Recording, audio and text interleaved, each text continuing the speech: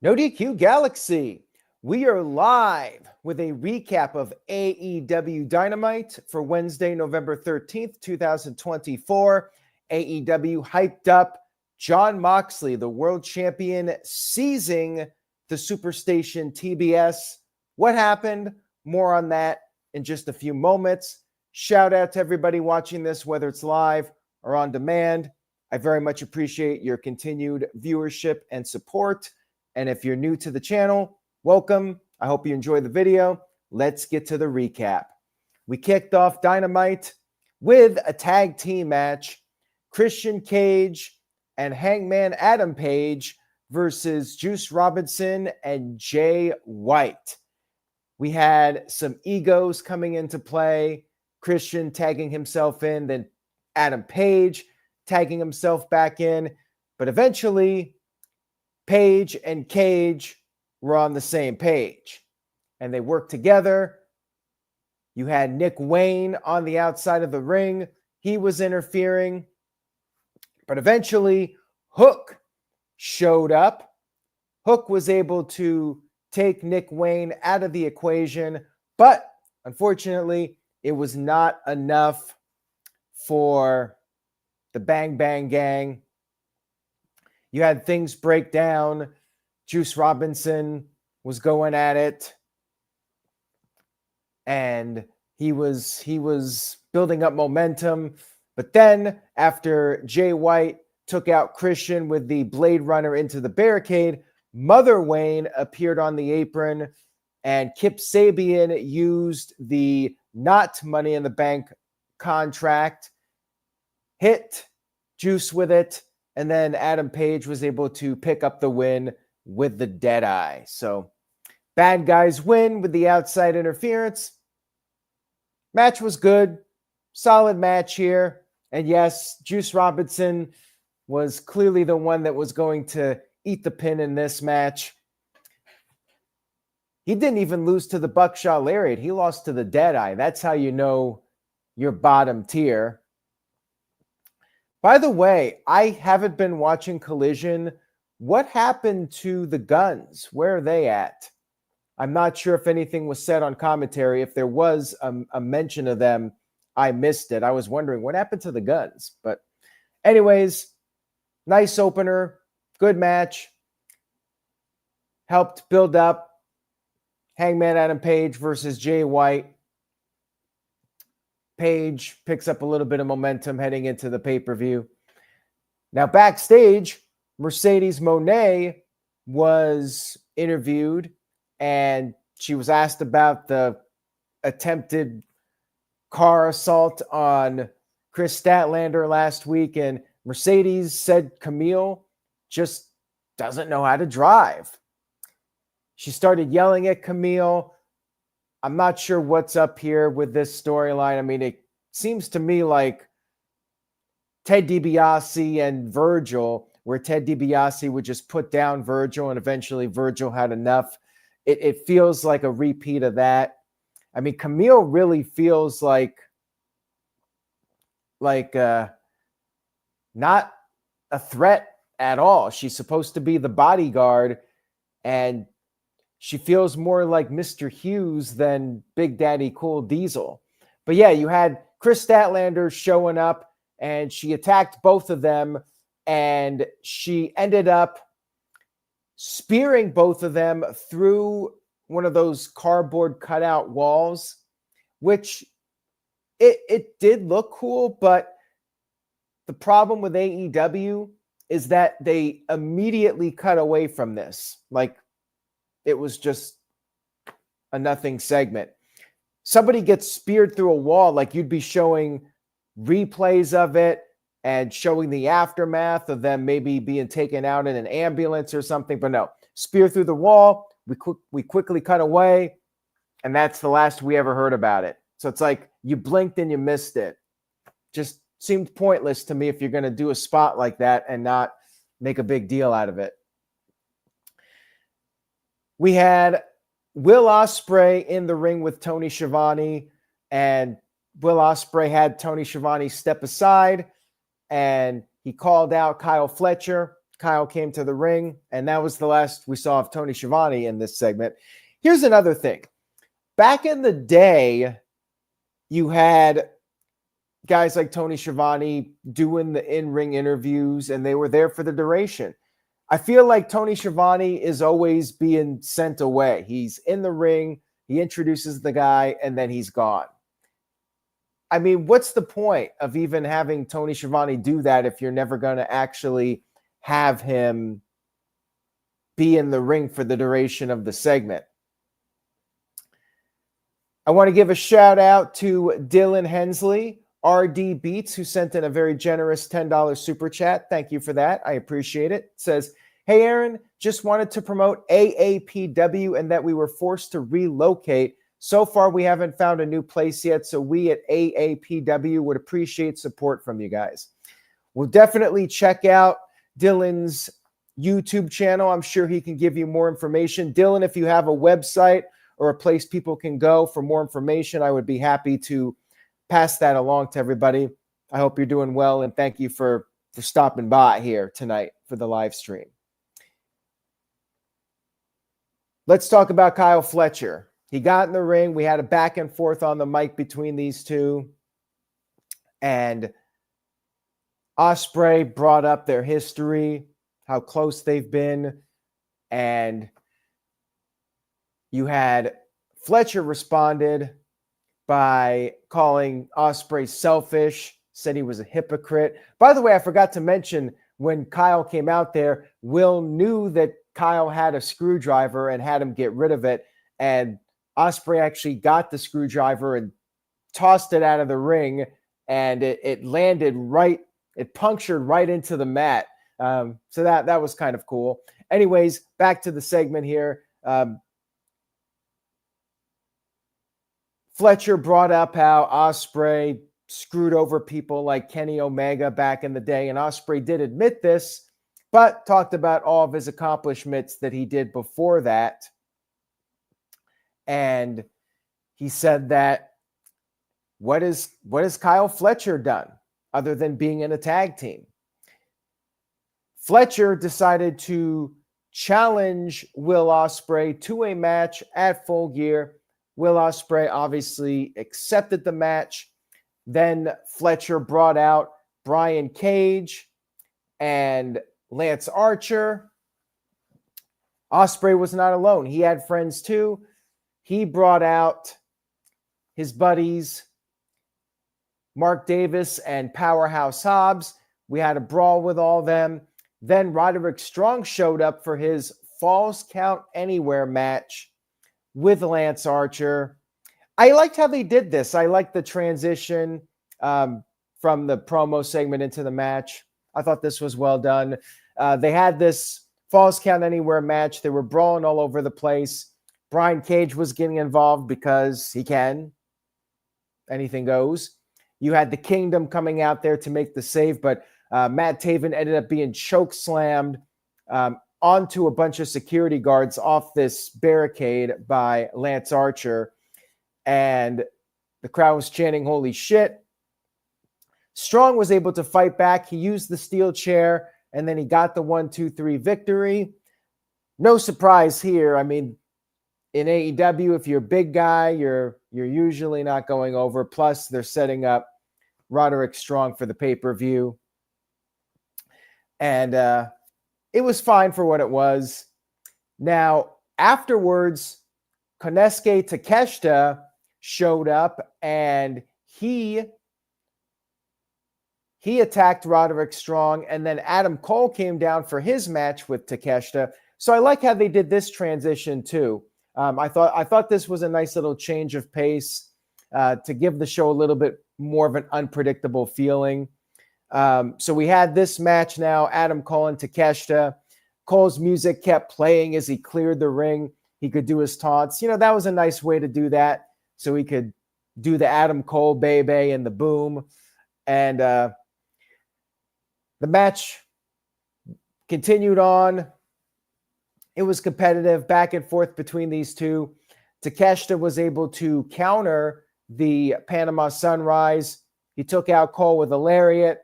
Cole kicked out of that. Cole was able to avoid Takeshita's knee strike. He finally hit the Panama Sunrise, but then Takeshita rolled to the outside to avoid the boom shot. And as Takeshita was on the outside, he revealed that he had in possession MJF's Dynamite Diamond Ring. Remember, MJF made a deal with the Don Callis family, and he used the Dynamite Diamond Ring and picked up the victory over Adam Cole. So Adam Cole is out, and it's now just a singles match. If Adam Cole had won, it would have been a triple threat, but now it's just MJF versus Roderick Strong one-on-one at Full Gear. Hey, look, I like Roderick Strong. He's a good wrestler, but this is not a pay-per-view match as far as I'm concerned. Triple threat, I'll let that slide. But one-on-one, I feel like it's beneath MJF to be doing this match on a pay-per-view. Even though the match will be good, it really should be a triple threat. Now, of course, we got 2 more weeks until Full Gear. Not really 2 weeks. More like 1 more Dynamite. That's really all we got. Yeah, we got 1 more Dynamite. It could change. They could have some kind of ruling, or Adam Cole gets 1 more shot. But, I mean, the triple threat was interesting. The one-on-one match, MJF should beat him. But, yeah, maybe there'll be more to this. If it's just the one-on-one match, it's kind of a letdown. We'll see what happens, though. I mean, there may be more to it. Now, we had MJF at his house. I wonder if they just filmed all these segments in one session and just aired them over the course of several weeks. He's there. He's laughing. I'm ready for MJF to be back on the shows. Like, I feel like he's losing steam not being a fixture on programming. And obviously, he's been busy. He did the Adam Sandler movie. Now, Roderick Strong, attacked Takeshita after the match was over. Takeshita gave him a low blow. Then Kyle O'Reilly made the save. Ricochet then showed up on the stage and took a shot at Takeshita, held up the which title is it? International or Continental, one of those titles. Isn't Okada the Continental? I think Takeshita is the International. I get them confused. There's too many titles now. I don't even know what's what. But one of those titles, Ricochet held up. I don't think he's going to win the title. But we'll talk about predictions coming up next week. And back in the ring, we had like a little teaser of an Undisputed Era reunion. Adam Cole went in for the handshake with Kyle O'Reilly, but Kyle turned him down. Kyle left the ring. He still has some bad blood with Adam Cole, and I guess we'll see where things go from there. And I agree with Retro. MJF is their top guy. I mean, Ospreay's right there too, but still their guy. He's their MVP, even though they got MVP. So yeah, I don't know why they're not focusing on him other than he's just been busy. But hopefully by Full Gear and after Full Gear, MJF is back to being a fixture on TV. Now, shout out to Oofman. Much love to Oof. He says, if MJF is still filming Happy Gilmore 2, then that means he's here in Jersey. They're currently filming the movie in his hometown of Kearney, New Jersey. I thought MJF's parts were done, but maybe not. I mean, there might have been something else he was doing. I don't know. But yeah, like I said, Full Gear and beyond, hopefully he's back in as a regular fixture on AEW programming. And, you know, that's a great role for him to be in that Adam Sandler movie. But yeah, we really need him back in full swing, doing some crazy things and, you know, making Dynamite must-see TV. Like, I still think back to that promo and a lot of his promos. The one where he called out Tony Khan, but so many of his promos were great TV moments. And, Yeah, he's definitely missed being a regular on the show. We had the Hurt Syndicate interviewed backstage, and they talked about making an example out of Swerve Strickland coming up at Full Gear. And then we had the big moment where Jon Moxley was going to seize the SuperStation TBS. The Death Riders showed up, and they were showing everybody what they're all about by attacking DJ Drake or JD Drake, whatever his name is. I don't even know his name. This is how they set an example here, by beating up this random workhorseman guy. So the Death Riders come in the ring. Moxley hypes up the match, says they're going to continue to have the power. And then Orange Cassidy showed up with Mark Briscoe and Rocky Romero. And Orange Cassidy cut this promo. He talked about how he beat Moxley before.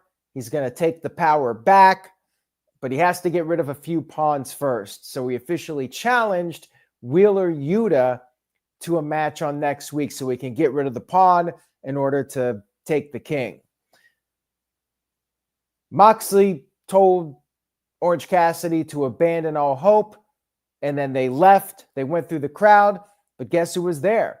Darby Allin. Darby Allin attacked them, jumped off the balcony. There was a brawl, and then the Death Riders were able to flee, run away again. They got into their truck, but Darby was already in the truck. He popped out of the back of the truck, attacked Claudio. Claudio managed to get the upper hand. He gave Darby the big swing right into the driveway door. And then he got back in the truck. Yuta jumped in, and they were finally able to make their escape. And Darby got up, and he was all pissed. He's like, I'm still standing. Well, that's what the Death Riders do. They kind of get the upper hand, and then they take off. So the spot with Darby was cool. I wonder if they're going to do that match, Claudio versus Darby. I mean, wouldn't shock me. We need 12 matches for Full Gear, and we only have 7. We got to have that 12th match, right? So there you go. Segment was fine. I really don't care about Jon Moxley versus Orange Cassidy. I feel like on paper, this might be the weakest pay-per-view world title match that AEW has put on to date, but it'll be good. It'll be really good, but hype-wise, I'm just not feeling it, and I really don't think there's any chance Orange Cassidy's winning the title. Nor do I think he should. Really, it should be a Dynamite TV match, but that's just my opinion.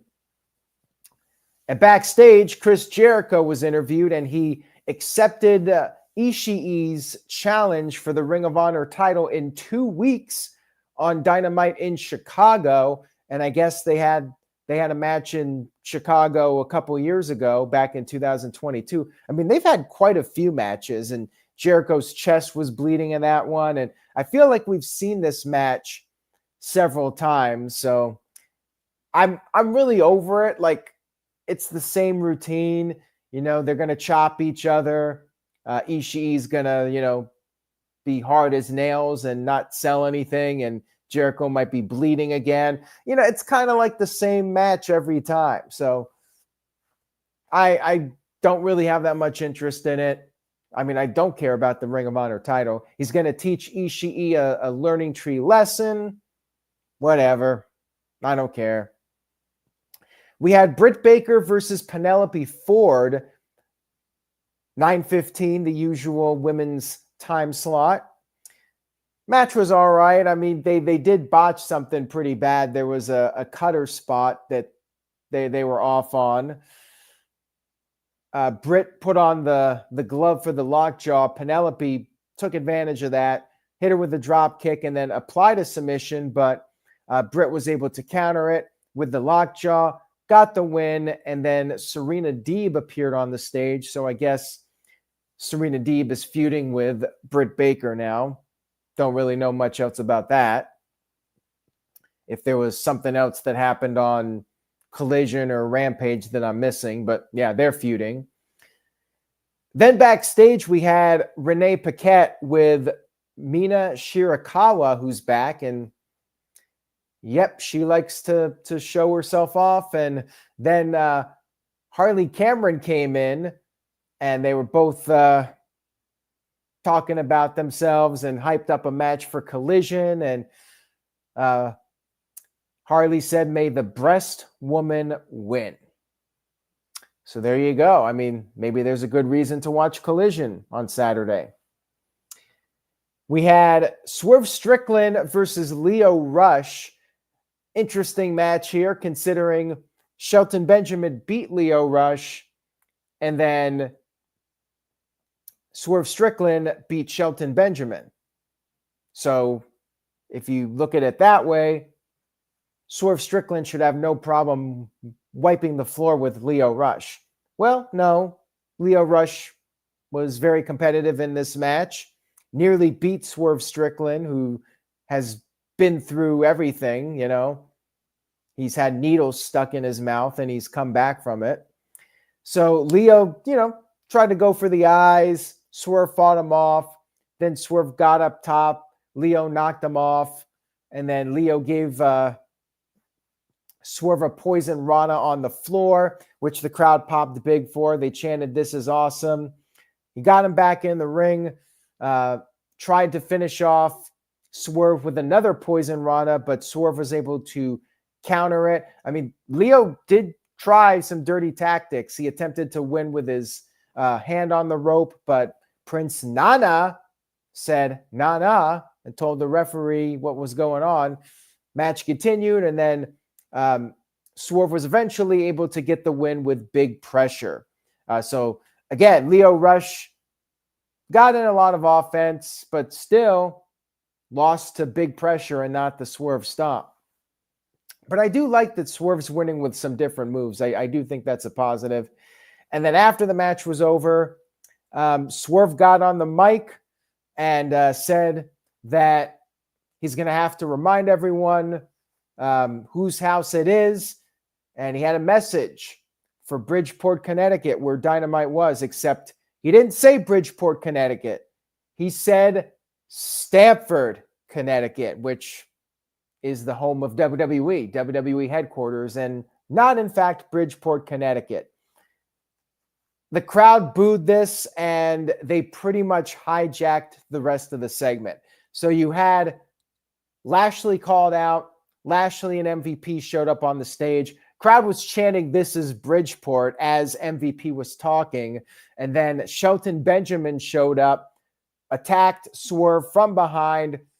Rest of the Hurt Syndicate got in the ring, and the crowd was still chanting Bridgeport during this beatdown segment. It was supposed to be a segment where the Hurt Syndicate was getting this serious heat, but the crowd was still pissed off about the Bridgeport mess up.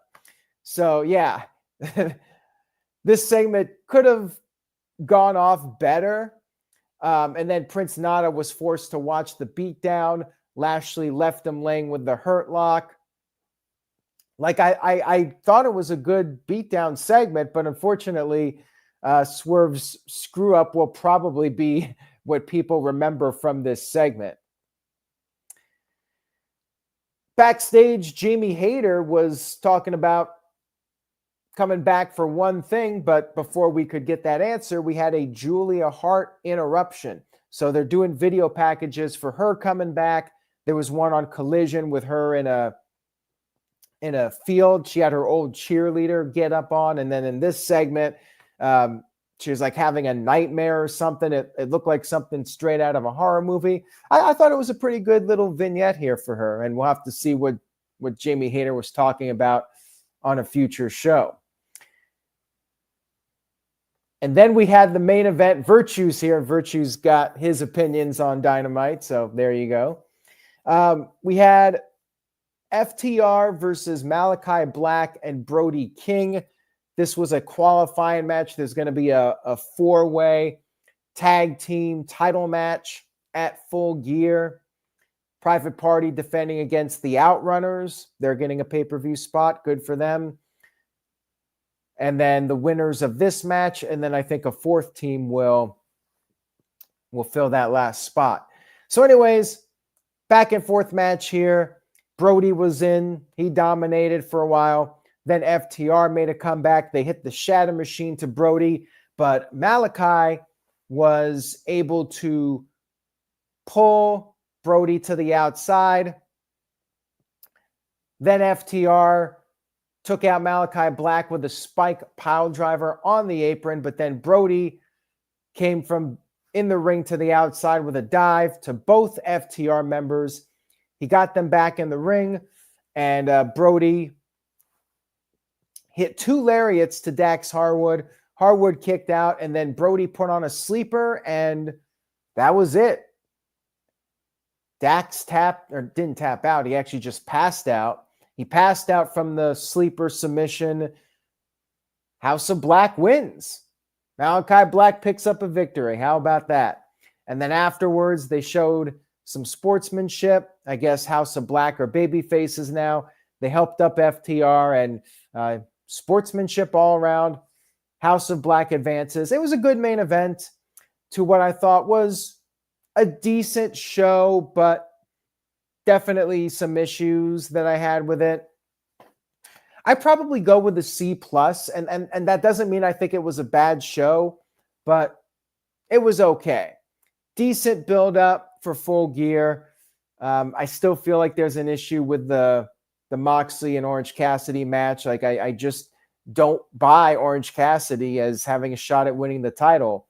I mean, that's one issue I have with that.